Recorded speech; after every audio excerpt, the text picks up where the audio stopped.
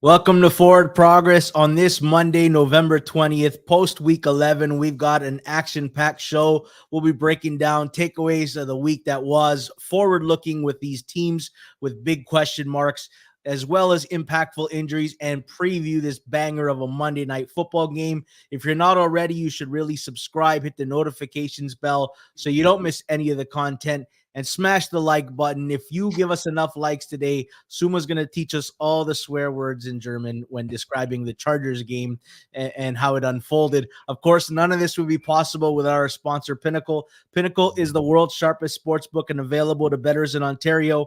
Find out what the pros have known for the last 25 years. Everyday competitive odds, your trusted sports book. Bet smart, bet Pinnacle. Must be 19 plus in Ontario. Please play responsibly. With that being said, I'm your host, George Sofidis. I'm excited to get this show on the road. I'm joined by Suma, pro sports bettor, creator on the Hammer Betting Network, and also Cleve TA plus EV bettor, cleveanalytics.com. If you hear his voice, it's not a ghost. It is Cleve giving his opinions on the games. And I guess let's start off with the ugly Sunday night football game. The Broncos win 21-20. And Cleve, my question to you is Broncos offense, are they not able to capitalize on their turnovers? Why do they keep settling for field goals? Yeah, it's a weird shift. This team has gone from just like the worst defense the NFL has seen through the first month to now all of a sudden they're creating just a crazy amount of turnovers, and the offense, which was pretty league average for the first half of the year, is now like bottom 5 to 8 when you look at things like success rate and things like that. Russell Wilson's got the lowest ADOT in the NFL over the last 5-6 weeks. And everything he's doing is just, I guess it's positive, right? He's throwing to his running backs. He's dumping it off quickly. He's taking off and running, which he wasn't doing, last season. So, they're not gaining big chunks of yardage and they're not explosive at all, but they're getting the job done. And I guess that's a credit to Sean Payton in that offense for, just taking advantage as much as they can. But this is not sustainable. They play the Browns this week, and that defense, so I'll be curious to see how that works out. But they're just not sustaining long drives. A big chunk of their points are coming off of those turnovers. And then, like you said, they're only kicking field goals most of the time. They're not even scoring touchdowns. So, it's a nice story, but I'm not sure if they're capable of continuing this unless they, continue to get 2-3 turnovers in opponent territory. But you got to give them credit, at least offensively, for turning things around and at least giving themselves a shot. Yeah, this was a good week for teams to win the turnover battle substantially, even if the stats didn't say they won the game. Suma, let's talk about credit. We credit that they're limiting mistakes, Denver's offense.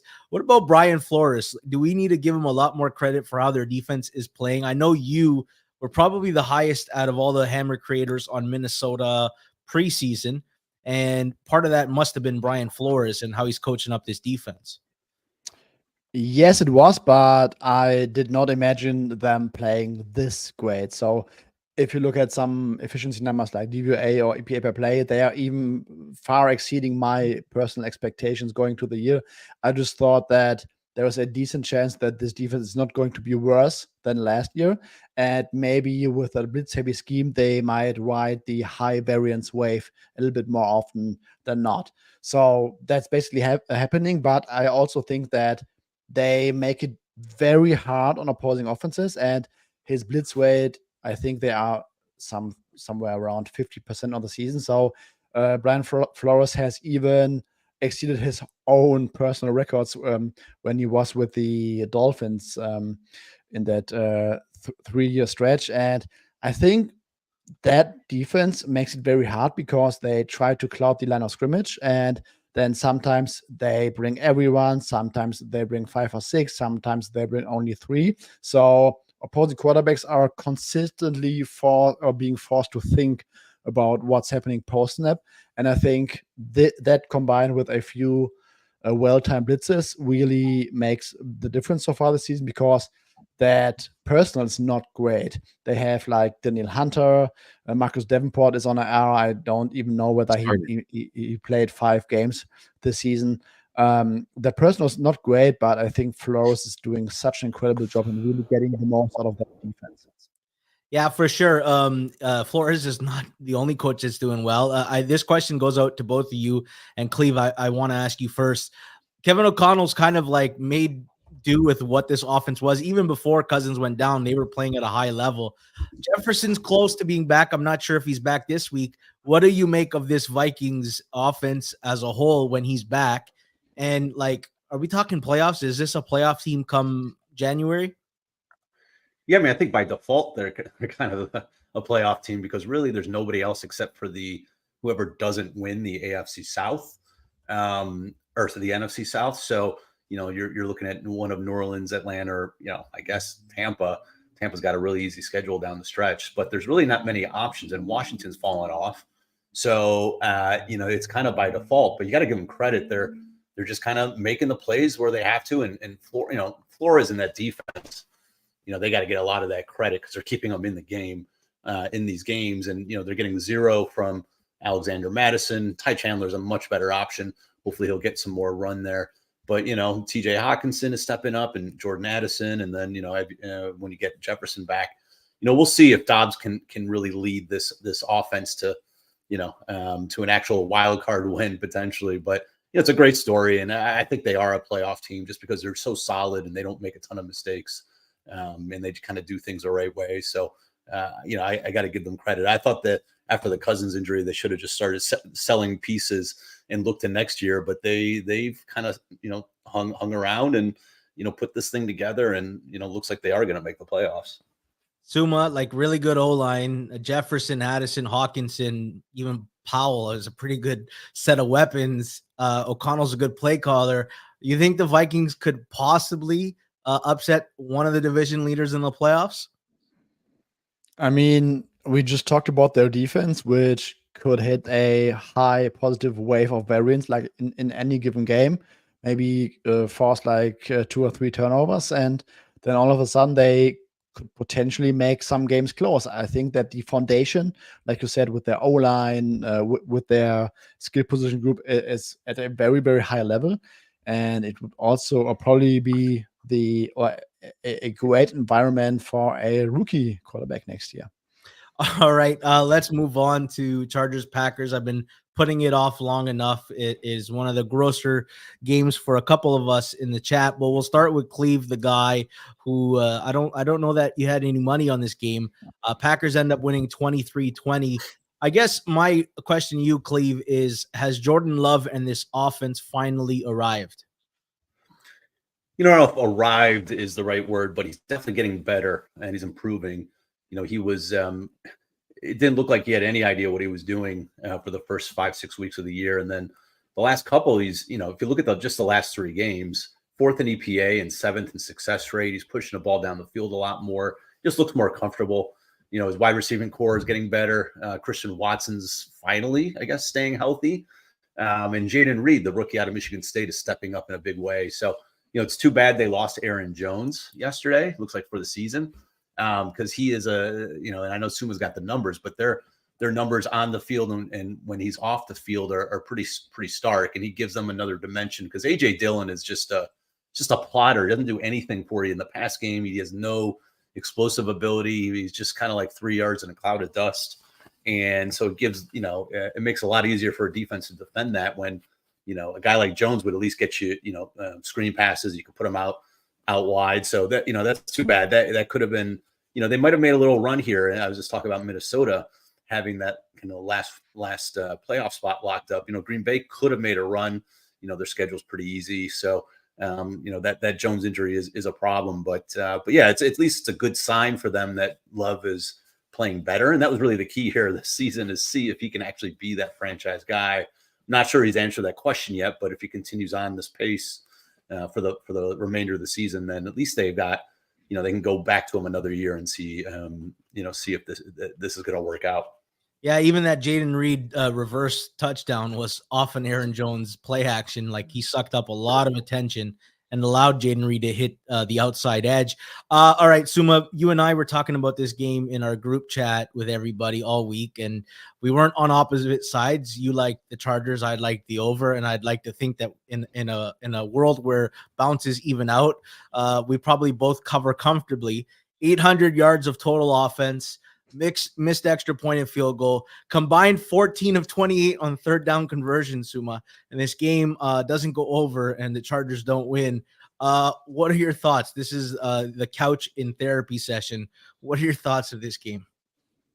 I mean, like every time I think that the Chargers have found every possible way of charging a game, they surprise me with a whole new element. Like yesterday, I mean, that was nuts. Like first drive, I think it was Keenan Keenan Allen who dropped that. I mean, he was wide open, no defender near him. Drops the ball on 4th and short. Then first potential scoring drive, Keenan Allen drops a third down pass that would have set up 1st and goal at the 2 or 3 yard line. Field goal. Later in the game, Keenan Allen drops a very easy touchdown. Was blended by the sun. Field goal instead of a touchdown. Austin Eckler fumble at the line. I mean, that's already like at least 11 points taken off the board by like very simple mistakes. And then that last drive by the Pack. I mean, Joey Bosa got injured on like the 4th player of the game. I forgot about that. Then last scoring drive for the Packers. John Love gets strip sacked, fumbles the ball. Green Bay recovers 3rd and 20. The Chargers, for whatever reason, don't let him make a perfect play, but instead DPI on a long ball, 2 plays later, touchdown Packers. Like, I mean, at this point, I think that we asked this question like 5 or 6 weeks ago, but what does Brandon Staley give this team that other guys could not do in this situation? I have no answer for this. It was supposed to be defense, right? He was supposed to be the defensive genius from the Rams. But I got to ask you two. You two are sickos. Like, what do you think is going to happen betting Chargers Packers?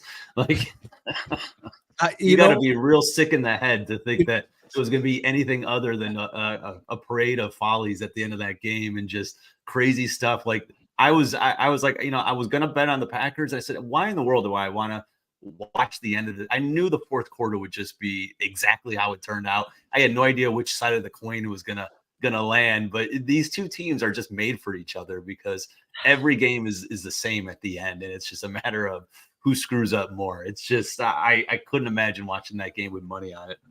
I thought I had an edge, Cleve, in that the numbers were not telling the story of how much the Packers offense had improved. Especially with healthy and off the bye week and whatever, like 800 total yards of offense, 50% conversion on third downs. And I joked to Suma before the game, I go, we're going to both lose this game. It's just going to land in a way that none of us can get to the window with our tickets. And, I mean, I watched the 4th, so I didn't have any money in the game, but I had it in the corner of my eye. I was kind of seeing, I was like, all right, but I didn't really know what was going on. So I watched the 4th quarter on the condensed version of NFL Game Pass this morning because I wanted to really feel it. And I was just laughing because there were so many things to discuss. I mean, the Austin Eckler on the fumble, he slips and falls, gets up, and then fumbles, after he gets it. And then there was another like swing pass. I think it was the last drive of the game where he just just trips and falls. It's like, get the right cleats. You're going to Lambeau Field and that grass is always slippery. So it's like those little things that they're not preparing for that gets you in trouble. And, that cost them. It's just crazy. I mean, there was a 3rd and 20 that the Packers had down 16-13 that probably would have ended the game. They would have had to punt it back with a couple minutes left. And the Chargers commit a pass interference on a ball that wasn't even close to being completed. It's just like, and then they throw a pass to Jaden Reed over the middle of the field, and 2 Chargers, like Eric Kendricks and I think it was Michael Davis, like completely like don't even try to tackle the Jaden Reed, and he breaks the tackle and goes for about 40 yards. It's just like, I don't know, this team, there's something missing. Like you said, Suma, Brandon Staley was supposed to bring defense. So they're consistently the worst run defense in the NFL. Across the board, is he gone? And it just doesn't put it together. So I'm not really sure what he's doing. He doesn't make positive EV decisions anymore. He used to go on 4th down, and then he got criticized. So he's kind of gone in a shell in that regard. So yeah, he is there's not much to really say. I think this is it. Like, they don't make the playoffs, they likely won't, and he's going to be gone. So it's just a comedy of errors. All right, let's move on to Bears and Lions. First off, Lions win 31-26 in a game that they had less than 2% probability of winning with 3.5 minutes to go. Cleve, you've noticed something drastic about both defenses that is quite interesting. Well, yeah, going into that game, and I did like the Bears. I missed the initial move. So, I missed the 10, and it went all the way down to 7.5. And I wanted to pull the trigger. I couldn't, and I wish I would have, obviously. But, the Bears defense has been trending positively over the last half of the season. Some of that is because Montez Sweat, but I think it's even gone before that. The run defense is number 1 in the NFL in success rate by a mile in the last 5-6 weeks. They've held 4, before last week, or before yesterday, they held 4 of the last 5 opposing offenses to a success rate below their season average. So, they've done a really nice job here, with the run defense, and even the pass defense has been solid. Their schedule wasn't that great going in. So I thought, maybe it's not, perfect apples to apples, but they turned Jared Goff over a couple of times and, had that game in hand. The Lions defense, though, is really the story to me. Obviously they came back and won the game, but, they are a bottom 10 defense right now. Again, same stretch, like the second half of the season, they are, I think 30th in EPA on dropbacks. Like, they are struggling big time. And if it wasn't for, Baker Mayfield and Jimmy G kind of missing wide open receivers in those games, the numbers would have been even worse. They just got lucky that they didn't face a good quarterback. I mean, the Chargers scored at will on them last week, and we saw Justin Fields in that offense really push the ball, yesterday as well. So they've got a problem going forward. I mean, it's ever since it's not just some arbitrary cutoff, by the way. I mean, they were playing really well early in the year, and then they started to get injuries in the secondary with CJ Gardner-Johnson and Emmanuel Mosley, et cetera. So they've had multiple injuries in the secondary, and that has given teams the ability to push it down the field. And so, they really need to fortify that in some way, because that's not going to win you playoff games against San Francisco and Philly and even Dallas's of the world. So, they'll win their games. They may, win the rest of their games, but they're going to be in some dogfights if they can't step up and cover these receivers. I feel somewhat vindicated. That crazy guy who keeps screaming about something, but eventually that thing ends up being truthful. I kept watching the film, and it was like, why do you watch film? I'm not some expert who breaks down film and can tell you all these schemes and everything like that and grade players, but I can see when guys are wide open, Trey Palmer and Baker Mayfield can't hit them, and Jimmy G is missing wide open throws to Devontae Adams. And I had a film guy, Ted Wynn, on from The Athletic, and I said to him, this Lions defense looks a lot worse than their data and their stats say. And finally, in the last 2 starts, we got to see that.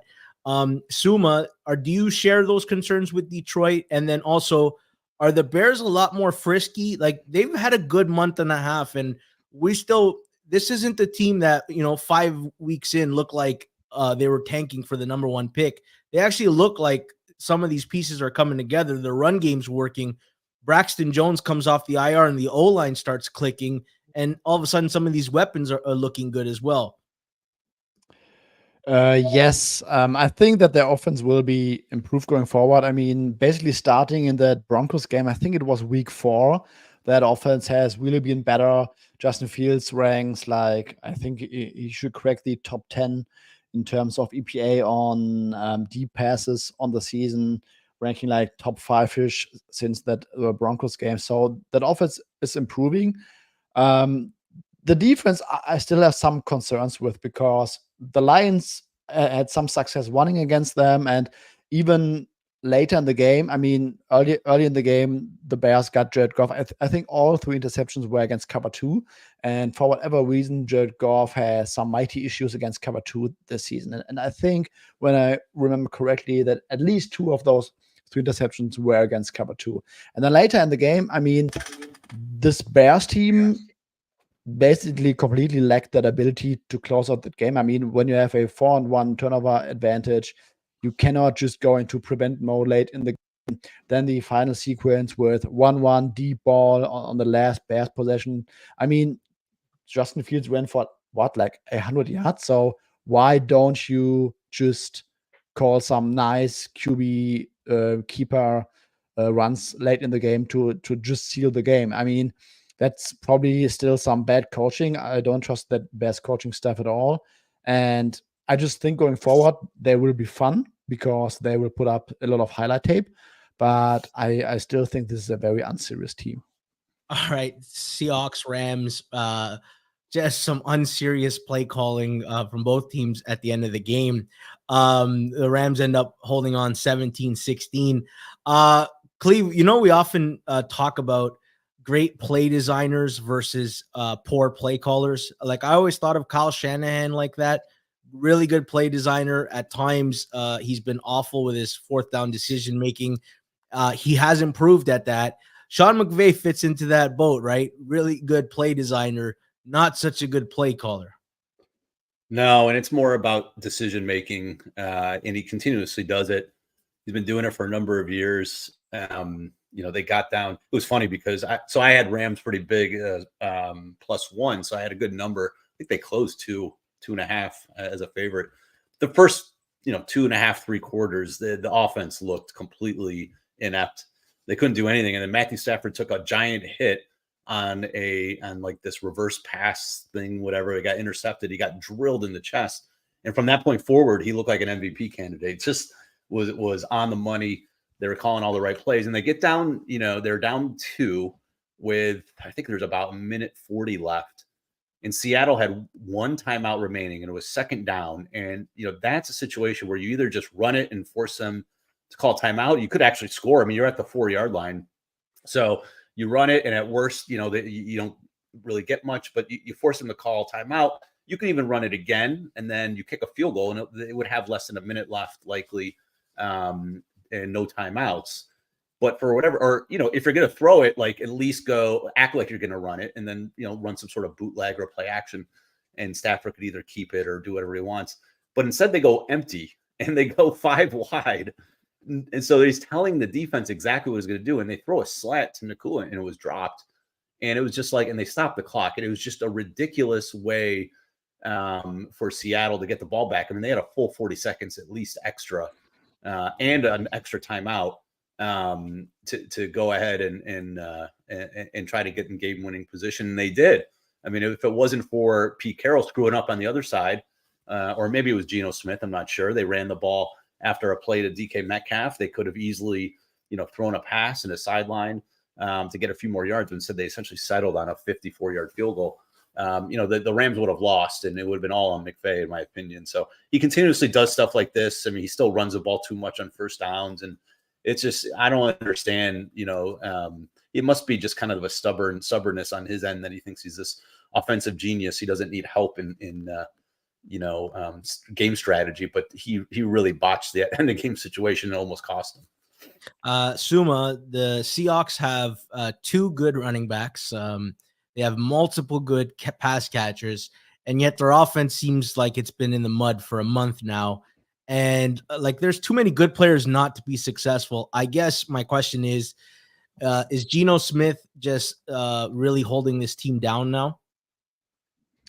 A little bit, yes. I mean, for the most part this season, it's been the difference between early downs and late downs. So the Seahawks have been a clear, I mean, for the most part, top 5 offense on early downs. They even were a lot better running the ball coming into the season. That went a little bit colder in recent weeks. But overall, they moved the ball pretty well on early downs, but it was always the 3rd and 4th down. Like, when you remember, I think that Cincy game late in the game where they got killed on late downs. That's really been the difference. And Geno Smith has some wild splits against man coverage, and he's much better against zone coverage, worse against man coverage. Some teams played more man coverage on late down. So I thought that would have been the issue, but it's also like a lot of zone on late down. So I'm really struggling to explain that, because at some point you would think that a late down efficiency will somewhat revert towards early down efficiency. But overall, it's not just has not happened. And I mean, Tyler Lockett has been banged up quite a bit. DK Metcalf has been banged up quite a bit. Both have missed a lot of practice. Don't know whether that might have something to do with it, but overall, I just think that this offense is just not reaching its potential. One thing I wanna talk about again, like, this drives me nuts because back in 2016, 2017, I was playing a lot of Madden, and I was following all these major tourneys where all the pro Madden players were playing, and like every guy puts a super high emphasis on draining the clock with his last drive. Like when you try to score a game-winning field goal, touchdown, or even game-tying, like everyone will try to optimize the clock so there's hopefully 0 seconds on the clock when you score your points. So there are so many teams in the league that are not coached, in my opinion, to optimize the clock late in the game. Like TA explained with McVay, like, why don't you run the ball? Like you got 2 more downs to score there. Like, why do you leave so much clock on the game? So many seconds on the clock. I just don't get it. Like, Lions are pretty good at it, for example. Eagles are pretty good at it. But I mean, and you Reid struggled with that in the past. But why are teams so bad at managing the end of game situations? You know what it is? So I've actually talked to a coach kind of informally about this. And, I never really thought about it this way, but me and you, like, we watch every game every week. We see these situations. We play Madden for how many years, right? Like we've watched so many end of game scenarios. These coaches, they only watch their own games. Obviously, they coach their own games and they watch film. They don't watch as much football, even close to as much as we do, which is, when you step back and think about it, it's kind of crazy. So they're not, like, to us, it's kind of automatic. Like, to me, it's like, all right, I know, all right, you gotta run the ball here. You got to use clock. So that's why they should have somebody upstairs, and many coaches do, not all of them. And I don't know if the Rams do, but they should be telling them in advance, like, here's the goal of this situation. Call whatever play you want, but here, like, you should run it here, or you should throw it here because of that, and then let the coach call the play. And I think some of them are too stubborn. Like, they think they want to manage everything and they kind of know everything. But it just, from a pure familiarity, to us, it's like, why don't they do it? But it's because they don't watch nearly as much football as we do. And these types of situations isn't as kind of automatic as it is for people like us. So it's kind of interesting when I heard that. It's like, that does kind of make sense. You just want somebody, you want to be able to trust somebody upstairs to give you that information at least. Yep. All right. Let's move on to like the forward aspect of forward progress. We're going to talk about teams, and we're going to look forward and how they, how they're going to play out the rest of the year. And before we do, I want people in the comments, if you have any questions for these guys, fire them now. I'll make sure we answer as many as possible. Also, smash the like button, show some support. Suma, let's start with you. Houston, how do we rank them moving forward? It's no longer they're a pretty good team for having a rookie quarterback. Looks like they're just a good team. Their offense moved the ball at will on Sunday, even though they didn't score as many points as they should have. You love what you're seeing from CJ Stroud. Yes. I mean, the Cardinals defense is nothing to really be excited about, but he also did this against better defenses. So I think he has really stood the test already this season. And when you watch CJ Stroud play, like, same as you, I'm not a tape expert by any stretch of the imagination, but when I watch him play, like, I feel like it's flawless. Like, he puts the ball exactly where it has to go, goes through his reads, like, against all this soft zone coverage from the Cardinals yesterday. Like, he had an answer on like every play. Yes, there was a tipped interception and a turnover on downs and 2 interceptions that he might have wanted back. But I mean, it was like the 4th, 5th, 6th interception of the season for him, for a rookie quarterback. So I think that there's really nothing to worry about. And I was on Cardinals plus 6 yesterday, and I think I was lucky to cover this because the Texans should have scored at least 35 points. Like, every snap, every dropback, I did not feel like this could go towards the Cardinals. Like every soft spot in the zone, like man coverage, he's putting the ball exactly where it needs to be. On the first drive, I think it was Robert Woods and CJ Stroud threw the ball very low. And at first glance, you think, okay, why is he throwing low? Maybe some accuracy issues. But then you see that the safety was closing down on Woods, and he would have absolutely annihilated him. And he just threw the ball low just so that Woods would not get crashed by the safety. So, like, all these little things, I think he's playing quarterback at an absurdly good level right now. I remember talking with Pizzola on one of these watch-alongs week 3 or 4, and we're talking about players we have a crush on. And I specifically said Stroud. I've had a crush on him since college. Everyone who says, he's just, he doesn't have many physical gifts. I always say, did you see the game against Georgia? Like, maybe he didn't do it all the time, but he had a level to his game that was inexplainable. He also, it's pinpoint accuracy. Like, he puts the ball exactly where you go. The combine, everyone loved Anthony Richardson's athletic numbers. He blew up the combine. And then you just watch CJ Stroud throw in the drills, and you're like, no, it's Stroud. Stroud's the fucking guy here. I guess my question, you, Cleve, is we were all on Arizona this week, and I guess we're all happy to take the win. The Texans have shorter odds to make the playoffs than the Bills. Are you buying that this Texans team is a bona fide playoff team now?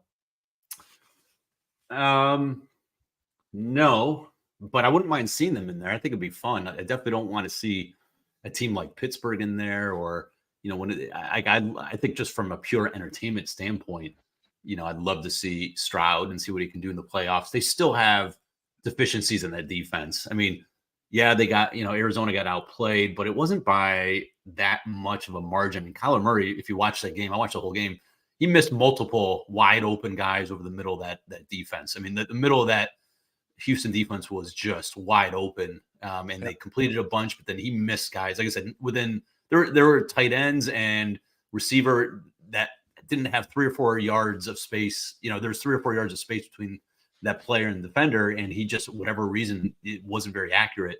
And so the numbers could have been even bigger, but Arizona moved the ball. Yeah, I mean, Houston could have scored more points because they threw multiple interceptions in the red zone, but Arizona drove it 2 or 3 times and didn't score because they had a loss of downs at the end. So it could have, that game realistically should have been in the 50s. So I anyone who had, I was on Arizona +6 and 5.5, so I was lucky to cover, but anyone who had the over, I feel bad because that should have been way over. The Houston defense is not good. I mean, there are holes left and right there. They haven't faced a tough schedule, and they're just giving up yardage to everybody. When Baker Mayfield is, scoring, close to 40 points on you, you're in trouble. So if they get in the playoff situation, like against Miami, like forget about it. That's going to be, that total should be like 58, because Miami's going to score at will on them. So if they face like the Browns, and yeah, they got a real shot because the Browns just can't score on anybody. So, but if it's against a team with a real kind of a real offense, I don't think they have any chance. But it's fun. Like, obviously, I'm an Ohio State guy, so I've loved Stroud forever. I thought that he was the best quarterback coming in, and like you said, all that pinpoint accuracy and all of that stuff he showed in college. And if he has a clean pocket, like, you have no shot. And as a Cardinals backer yesterday, I was like, every time he dropped back and had no pressure, I just assumed it was going to be a completion. And there were times it was like a 3rd and 19, and he just flung it, like, just flick of the wrist, and it was, it was right on the money for a first down. It's like, wow, that was just way too easy. So, you got to give him credit. I mean, the guy's awesome. So, they're going to have to shore up that defense and to get into the playoffs. But I think it'll be a fun one if they do get in. Yeah, we never get a look into the interview process when it comes to evaluating prospects, but every time CJ Stroud is at the podium, I come away more impressed. I'm like, this guy's a leader. This is a franchise player. Like, I think it was week 3 when they finally won, and he said something to the line of, Houston fans deserve to cheer for a good football team. And I'm just like, this guy gets it. He understands his role and his job. All right, Suma, Cleve mentioned Tampa Bay torching Houston. I remember preseason was, Tampa still got a lot of good pieces on defense, but, it's Baker. It seems like the defense is holding down the offense, or at least in some situations. Is Baker actually playing good here, and he's not the reason they're losing? Yes, I think absolutely. I'm really impressed by Baker in recent weeks. I mean, yesterday, for example, when you watched that game by the end, like these two drives on the last drives, he basically got crushed by Nick Bosa and company on a fourth down. So it always leaves a bad taste in the mouth. But I mean, what they are asking him to do, like masking that terrible defense, the Buccaneers since week 5 on defense rank 32nd in EPA per play and success rate. And in EPA per play by country mile, that is against the pass, by the way. They face Detroit, Buffalo, Houston, San Francisco. Yes, tough schedule. And also Tennessee and Atlanta. But it's not like you would expect Baker to go toe-to-toe with the way CJ Stroud is playing, San Francisco, Detroit, and Buffalo. So, I mean, he's somewhere in between there. But I think when you have a defense that is really playing like the worst unit again in the league against the pass, there is so much that Baker can do.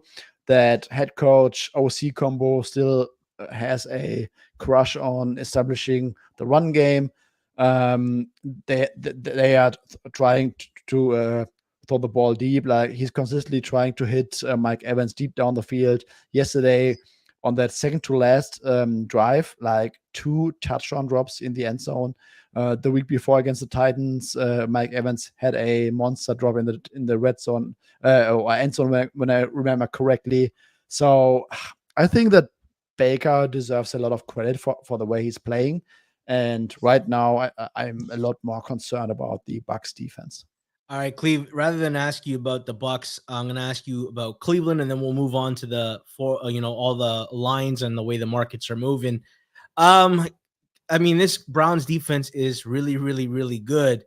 Can their D carry them to the playoffs here? And who should be the quarterback moving forward if you want to have a chance this year? Yeah, I mean, based on their schedule, the defense could definitely carry them. I mean, I think they're minus. I think I saw like minus 425 to make the playoffs. So they're like an 83% chance at this point, and you don't really have a difficult schedule. You only need to win a couple games here. Denver and the Rams on the road are very beatable. You get Jacksonville at home. You get the Bears at home.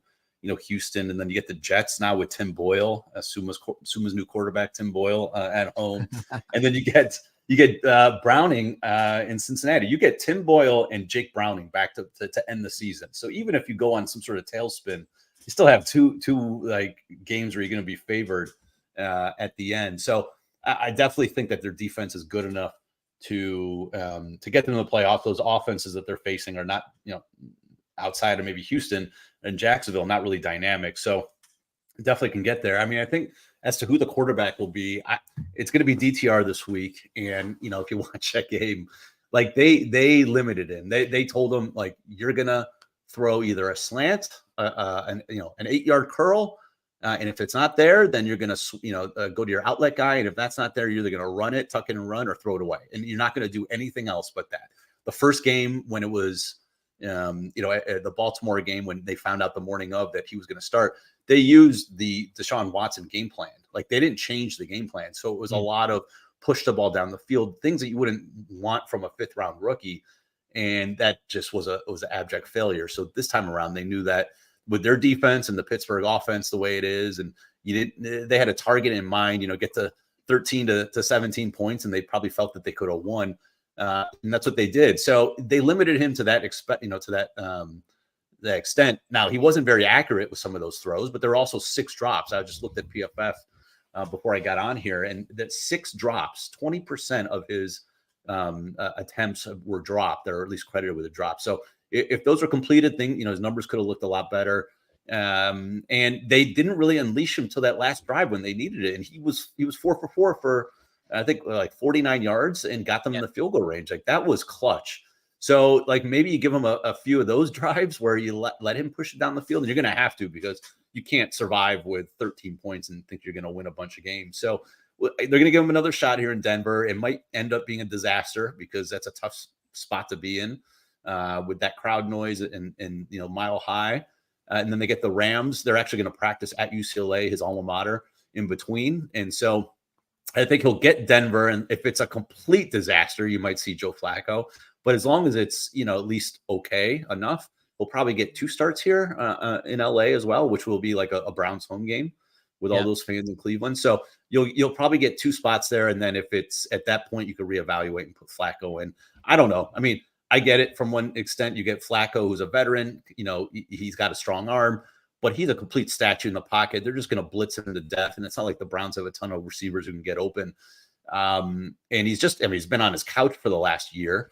So I don't know what to expect. It's not like it's an automatic he's going to be better than DTR. At least DTR gives you legs, fresh legs, and he'll run at worst. And that's what you want in some of those situations. So I could see it go both ways, but I think DTR will get 1 or 2 last shots. All right, Suma, we're going to save the Jets for when we preview Dolphins Jets. Let's move on to the market review. I guess let's start with Packers and Lions. The Packers, not only did they lose Aaron Jones, we don't know if it's for the year, but he's probably out this game. They also, Devondre Campbell gets hurt in the game. Jair Alexander doesn't play. Neither does Rudy Ford. They have a couple guys eligible in the secondary to come back this week. Where do we see this line going when we get full confirmation Aaron Jones is out? Do you think there will be enough people saying, hey, man, that's too long of a price with Green Bay? And do you think the over, which is already taken money, might see a little bit more money, considering both teams' defense looks pretty bad and both offenses seem to be on the rise? Suma, what is your market read on this game? I think the over and Packers spread are maybe a little bit correlated, because when you look at the matchup for the Lions offense, there is not really, or I don't see a lot of avenues for the Packers to contain the Lions. I don't see 3 interceptions by Jared Goff again against that cover 3 Packers defense.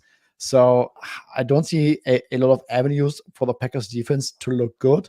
Lions at home, they're just scoring and scoring and scoring. And then it depends on whether people believe that the Packers offense, we talked about how bad the Lions defense is, can go maybe toe-to-toe with the Lions here. Yeah, Cleve, last week, Quay Walker doesn't play. This week, Devondre Campbell gets hurt. They got torched on the ground 2 games in a row. Steelers, who can't run the ball against anybody, really put on a real like both running backs, Najee and Jalen Warren. And then, if Austin Eckler didn't have the remnants of a high ankle and look like he's running in slow motion, they probably could have done a lot more damage on the ground, even though they averaged a ton of yards per carry. Is this Green Bay defense in real trouble here against a Lions offense that loves to put up points on everybody? Yeah, I think so. I think it's a good bounce back spot for Goff too after that performance yesterday. In their first matchup, if you remember, they peppered the middle of the field, which is exactly where Goff loves to throw. And so if you don't have Campbell, and who knows with Walker, like that's going to be a problem area, for Detroit to attack. So, and obviously with Alexander potentially out, like there's a lot of question marks in that secondary, to say the least. So I definitely, if I were to play this, like I said, over and Green Bay are definitely correlated. It's funny. Green Bay every single week is their games are like between pick 'em and 3. And all of a sudden we get a 7.5, like that just came out of nowhere. So it's kind of a unique situation where I'm always worried, because like they're good enough to compete in a lot of these games, but they just can't close a deal most times. And so it's like, I'm very worried about betting them when it's, 3 or less. But now that it's 7.5, you get a full score cushion here. It's a lot more attractive from that, regard. They haven't been blown out many times this year. It was really one Minnesota game, and then that earlier game against Detroit. So I do think that, they are live to be feisty, but I think it's going to be a tough sledding if they have all of those guys out. I would at least need to see, I can at least get Alexander and then one of those linebackers. I'll feel okay about it. Yeah. With Green Bay, and maybe the line goes to 7. That's fine. Like I'll make that trade. Give me Alexander and Campbell, and I'll give you the 7. Like I don't need the 7.5 without that information. So that's kind of how I would see. And I do think the line would get to 7 if that's the case. But yeah, I think it's going to be an interesting game. Like, I don't think it's going to be boring by any stretch. And I'd like to see Jordan Love be able to air it out. Like, he's always in these tight situations and they start off slow. I'd like to see them kind of air it out. Now you don't have Aaron Jones, A.J. Dillon stuck in mud, unfortunately. So, you want to push the ball against the secondary. Like I said, the Lions secondary has been a mess. Like, they should come out in no huddle and start throwing it all over the field. I'd love to see what would happen in that situation. So, in that case, if I knew they were going to do that, I'd feel a lot better about taking the Packers. I also want to see Ben Johnson versus Joe Barry and oh gosh, the mismatch that you don't want to. I want. I'm ready for another Packers over, Suma. I know who got the over on Thursday. All right, 49ers Seahawks. Suma, we had a lively chat about this line early. It is at 7 right now. It looks like we're going to get Geno Smith. Where do you think this line is more likely to go? Under the 7 or stay at 7? I could rather see it going maybe slightly back towards 6.5. I think 7 is probably a good ballpark as of now, because that Seahawks defense, man. Yes, they held the Rams to like 0 points for a decent chunk of time, but overall, I just don't trust the defense. They cannot generate pressure. They have even looked worse against the run in recent weeks, and I just don't see that they have the horses to defend that Niners offense. And then Geno, O-line is still a little bit shaky. Niners pass rush is more furious with Chase Young now. So at some point, when the game script gets out of hand, you are looking at Geno Smith when there's maybe a 5% chance that his elbow is going to hurt at some point, dropping back there and just trying to air it out against the Niners pass rush. So I think that there might be a decent tail towards the 49ers here in terms of the game script. But yeah, right now I think 7 is probably a good ballpark to be in. Cleve, you were quiet during Suma and I discussing this line. I actually have no idea where you come down on this line. Do you think it's fair at this price right now, or are you expecting it to move one way or the other? No, I think it's 7 and Geno playing, I would look to Seattle. I want to see if Tyler Lockett made it out okay yesterday. He was a game time decision, and he played some limited snaps, so I would love to have him 100%. I think this price is a little bit rich for a Seattle team that's not. I mean, it's like, I have Seattle. You asked about Houston before. I have Seattle a notch ahead of Houston. Yeah, and it's probably in call it the 12 to 13 range. I mean, if you get I know San Francisco's been dominant the last 2 weeks. You get San Francisco laying 7 on the road to the 12th best team in the NFL. Like, that is, I mean, they're saying they're 10 points better than an average team, or than the 12th best team. Like, that's a pretty steep hill to climb, in my opinion. And Seattle's not great as a favorite, but they're much better when they're not expected to win. So, like, I like getting points with Geno and Pete Carroll at home. They still got plenty of talent. They can, the San Francisco secondary's got some holes. Ward did leave that game, right? I don't know what his health status is, but Hufanga, who's a huge part of that defense, at safety, is out. So, like, there's going to be places for Geno to go, in that secondary. And he is much better against zone defenses than he is against man-to-man, which, San Francisco plays more zone. So, these teams know each other. I think that, I do think that there is some value at 7, as long as, I know for sure Geno's, good to go, and Tyler Lockett will be okay. You know who looks good and like his second overall pedigree all of a sudden is Chase Young. You just knew he'd go to San Fran and look like Ohio State Chase Young all over again. All right, Suma, let's go Dolphins Jets on Friday. Zach Wilson gets benched for Tim Boyle, and the markets say No, Tim Boyle's worse than Zach Wilson. The line goes to 9.5. I think some of that is, the O-line is now completely decimated. If it wasn't dead before, Mekhi Becton's high ankle sprain probably takes them right out of having any semblance of blocking. Are you surprised by the market saying Miami 9.5? And what's the case here for the Jets? Yeah, not really, and I cannot make a strong case for the Jets. I think the logical reasoning would be that Zach Wilson at least can use some of his legs and maybe get to a scramble to the outside and get a throwaway, whereas Tim Boyle will sit back there and probably get crushed, and there's a maybe higher chance for sacks and strip sacks.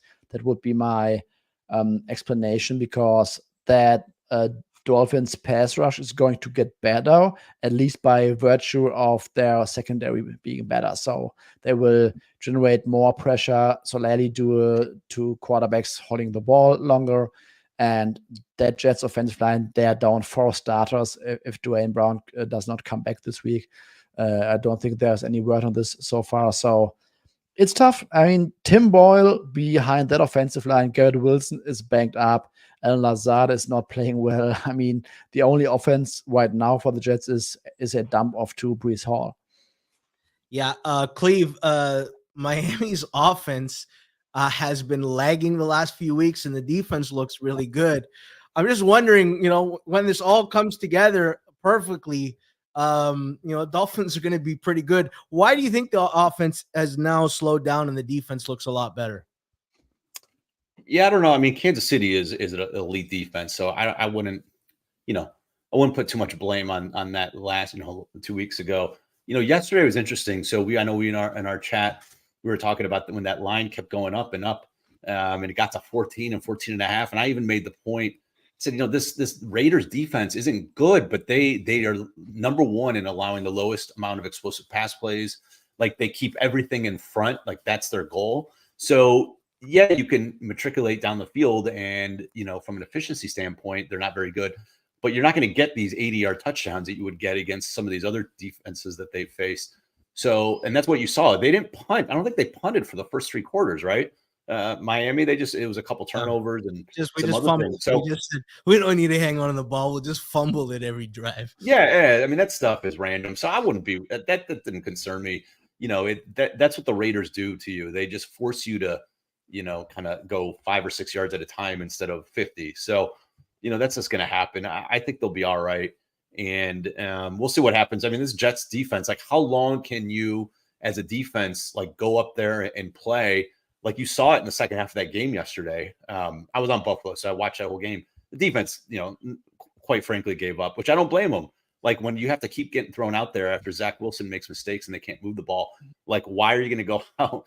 You're not going to be fired up. So eventually that dam's going to break, and that's what happened. So I wonder how they're going to come out and react this week if, Tim Boyle goes 3 and out a couple times, or if they don't do much on offense. Like, can they sustain this type of play? So, and you saw the frustration. Sauce Gardner had a horrible penalty. It was like 3rd and 10, and Diggs caught a short out, and it was like a 5-yard play, and he like lifted him up and body slammed him on 3rd down. It would have been a punt. Instead, it turned into an easy, personal foul, and they got a 1st down, ended up scoring a touchdown on it. And it's like those frustrations that are coming out. So this is a locker room issue. This is going to be one of those where if the offense doesn't show anything early, like, this could get ugly. I think that number we talked about, the Miami was a perfect teaser leg, and I think everybody and their mother was teasing them with either San Francisco or something, or Detroit, and just like the Bucs said, we've had enough. I don't know if it was really an indication of Zach Wilson versus Tim Boyle. If you look at the numbers historically, I mean, it's not. I think Tim Boyle is like 130 dropbacks in his career, but he's like, like almost the same exact EPA and success rate as Zach Wilson. So it's kind of negligible. I don't understand why Trevor Siemian is not starting in this game. I know it's because of the Hackett system, and he was at Green Bay. It's ridiculous. Like, Siemian is by far the best quarterback amongst the 3. And I don't know why he's not. Again, we're talking about splitting hairs here because none of them are good, but like, Siemian's at least won games in the NFL and has looked competent. I don't know what, I mean, Tim Boyle and Zach Wilson just shouldn't even be, starting an NFL game. So it's kind of weird to me, but that's like, I don't know why Hackett is between the Denver situation and what he's doing this year. Like, why does that guy have any say in anything? Like, he doesn't show anything. The only reason he's there is because of Aaron Rodgers. Yeah. So anyway, it's kind of a mess all around. I want some credit. I not one time this year have touted Miami for anyone to bet them in any given week. I'm accused of being a homer. The only thing I ever maintained was there's too much talent on this defense to continue playing at this level, and we would get better as the season went along. We have since Jalen Ramsey's been back. He's been targeted 16 times, gave up 4 catches for 40 yards, and he has 3 interceptions, 0 passer rating when targeting him. The other thing Cottage is concerned about the Dolphins' futures. The Dolphins are top 7th in generating pressure in the NFL, and they're bottom 8th in the amount of times they send the blitz. That is very good. When you can get that much pressure without sending the blitz and you drop back 7 people into the secondary, it is very hard to beat a defense like that. And if the Dolphins offense from the beginning of the season marries up with the Dolphins defense of the last month, I think the Dolphins are a real powerhouse in the AFC. Well, right George, yeah. Sorry, I don't mean to interrupt, but I mean, with Jalen Ramsey now, you can blitz. Like, you can put your corners on an island. Before you couldn't. So we can do they it. can if they need to.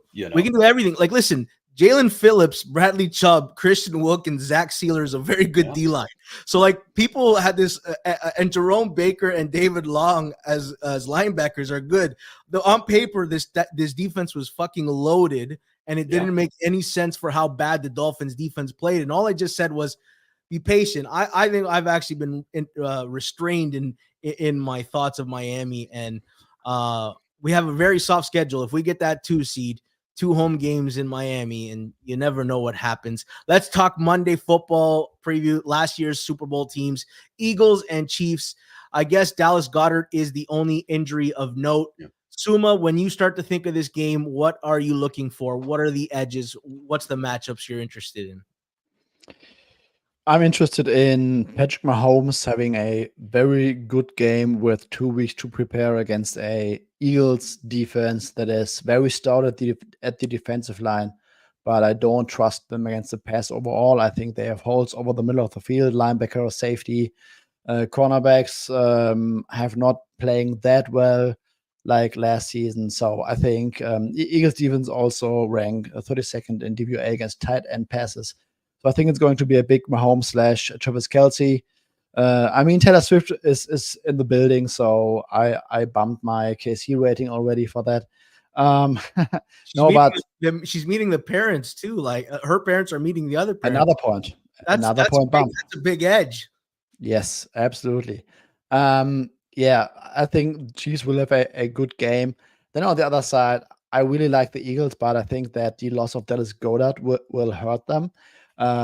Chiefs are playing excellent defense, and I think the key for KC is to try to be aggressive on offense, score early, and try to get the Eagles at some point into more of a pass-heavy approach where their secondary can feast, where Specs can send a lot of blitzes. There's the chance that Jalen Hurts beats all of that because he's very good, but I think that should be the key to victory for the Chiefs here. And I think right now, I like the Chiefs under a field goal. I'm surprised that the total ticked up today, given that there's going to be rain. And when I think of the Eagles' biggest advantage, I think their trenches is where they could win the game, and maybe they go a heavy dose of run rather than throwing the ball against probably a pretty good secondary. Cleve, how are you reading this game? What are your expectations for a game script?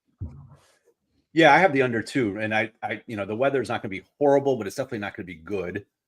I just, the more I look at this Kansas City team, first of all, Suma laid it out perfectly. Like the key matchup is the tight end is Travis Kelce against this defense in the middle of the field. Like you said, dead last in DVOA against tight ends, and they haven't faced any good tight ends except for TJ Hawkinson. I mean, Jake Ferguson had a big game last week, so they haven't faced really this type of tight end all year, or at least a long time. And so where they really get hurt the most is the tight end and then the slot receiver. But there is no CeeDee Lamb on this Kansas City Chiefs offense. So, maybe Rashee Rice can make some plays, but I don't think that this Kansas City team is not. We have to stop looking at them as a offense first team. This is an elite defense. They have, based on my numbers, they have the highest rate of holding the opponents below their season average from a success rate standpoint in the NFL. No other defense has held their opponents to I think 8 of 9 below average. I think there's like 4 or 5 of those games were like the bottom 20th percentile in terms of success rate or EPA. So like they're being dominant, and all of their games are going under. I mean, 7 of the 9 games have gone under. We saw what they did to Miami. Like they're not doing this against scrubs. The Chargers could only get 17. Even the Lions, they won 21-20, but only 14 was on offensive points. So like, I do think that there's a case for the under here between the weather, between, both teams getting a full bye to prepare for each other's offenses. Teams in general, you can be a little bit rusty off a bye. This is 15 days. Like this is not even 14 days.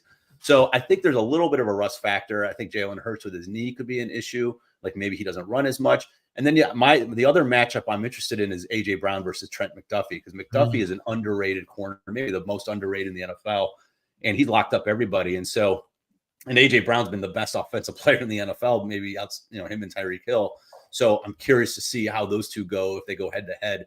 A lot of times, Philly's not been as great on early downs. It's been between the tush push and just throwing it up to AJ Brown. They've made some plays when they needed to, but it's not, you can't consistently do that, especially against a good defense. And we saw them get kind of dragged into the mud in a similar situation when they played the Jets, and they can only put up 14 offensive points. A good defense with a good front and a secondary to take away some of those guys. Now you don't have Dallas Goedert. I lean Kansas City, but I bet on the under, and my number makes this 44. So I see a little bit of value there. And that's with normal weather. It's not with any sort of, wind or rain. So I think this is more like a 23-17 type game, if I had to guess. But I think it's gonna be fun. I mean, the Eagles, like what they do offensively is they attack your weaknesses on defense. I think they're just going to run the ball. I mean, the Chiefs are bottom 5 in most every rushing category defensively. I just think they're just going to attack on the ground, and that's going to eat up clock too. So, all of that to me makes a case for the under here. Yeah, I can't wait to watch the tush push Jason Kelce versus Chris Jones. That's my underrated. Can't wait to watch that matchup. Cam Jurgens also back for the Eagles O-line. They finally got their full 5. Guys, thank you so much. We finally had our full team on the show today, and I'd like to think we did a really good job. If you guys in the audience agree, please smash the like button. And next week we'll do something. We'll do a talent show. We'll figure out something for all of us to do. We'll be back again tomorrow, 2:00 with myself and Sharp Clark to break down some film, recap the Monday nighter, and then preview all the Thursday and Friday games. It's a bonanza of early action football this week. You won't want to miss it. So please subscribe, hit the notifications bell, smash the like button. That's it for me. Thanks to Suma. Thanks to Cleve TA, and thanks to producer Jacob, and of course you, the audience. Until next time.